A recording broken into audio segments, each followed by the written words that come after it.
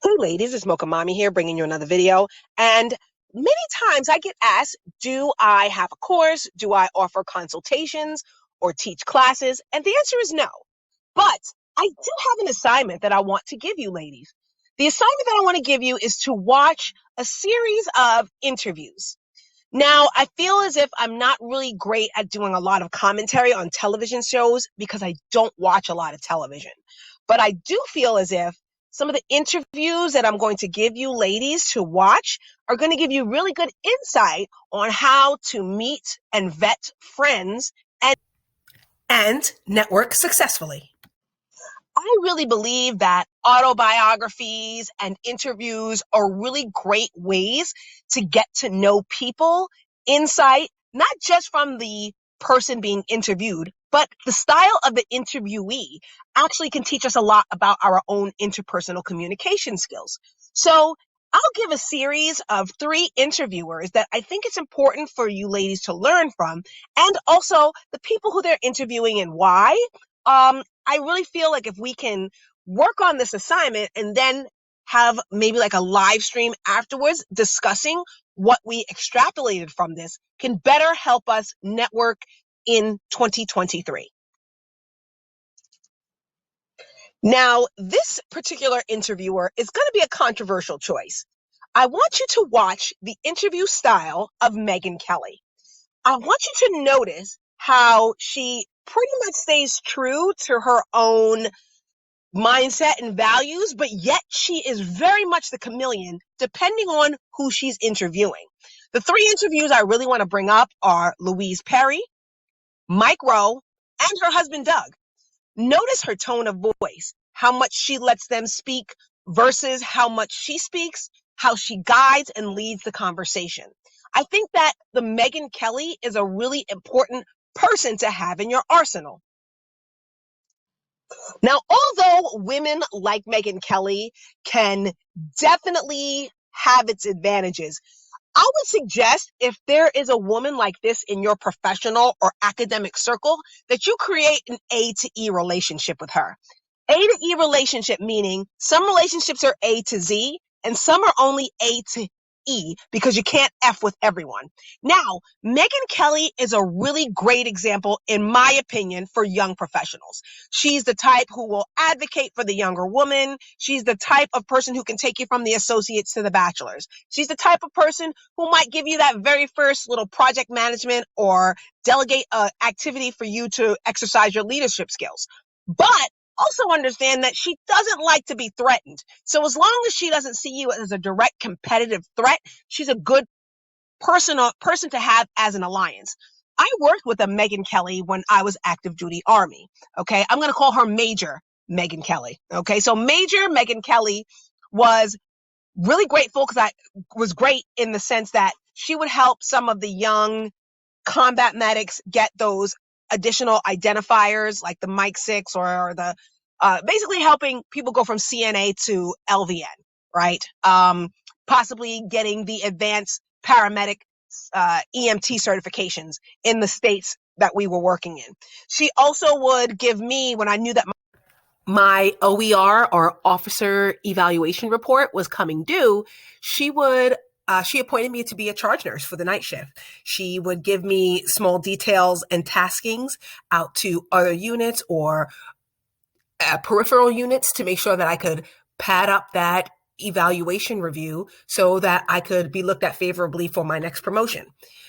Now, the problem with these Megyn Kelly type characters is that you're good with them when they're able to mentor you, but once they start seeing you as a threat, then you really have to be careful. So this is why that I would go to a happy hour or a lunch around work or around a conference with a Megyn Kelly, but never on vacation or introduce them into your personal life, because they could usually weaponize those details against you when you start becoming a competitor to them.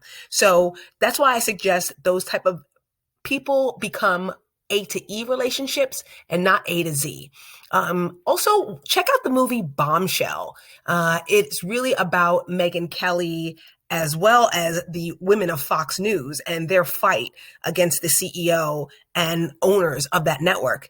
If you never thought Charlize Theron was a good actress, you will definitely see that in this movie. She was really good at playing Megyn Kelly. And also you got to see what it's like for women in the workplace and how women strategically position themselves, how they view each other, and how sometimes they oppose each other, and how some of these women in each age group navigated that.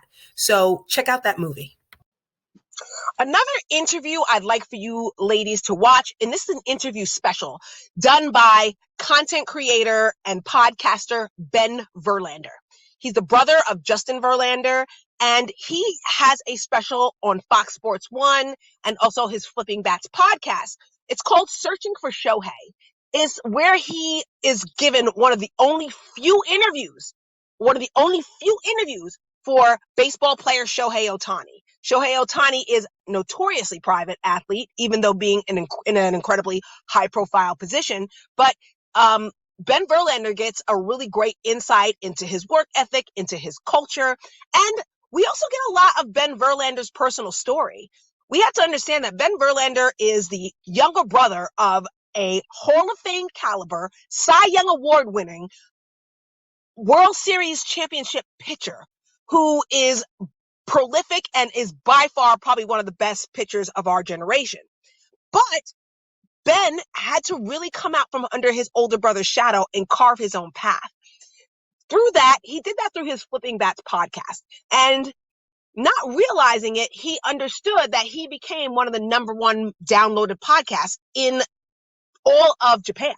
So basically, it goes through Ben's journey in finding his own career and finding his own voice, and also Shohei Otani's impact on the sport on two separate continents and how he's just bringing all new fans to baseball. So I just really think that the vulnerability, the level of discipline, the self-discovery that these men discuss are really important in this interview series, because those are things that we should really look out for. People who face the transitions and the hardships in life with a level of discipline, integrity, and just a level of optimism in expecting great things. I really think that you can learn a lot from these interviews and these two men.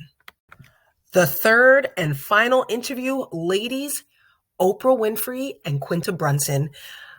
Gems dropped everywhere. This was such a good interview. You can tell that this is the type of relationship that so many Black women really crave, personally, professionally, spiritually. This is the A to Z relationship that I'm trying to tell you about, because I just really feel that after this interview, Quinta walked away with Oprah's home number, personal cell phone, and that Oprah walked away with the second part of her legacy.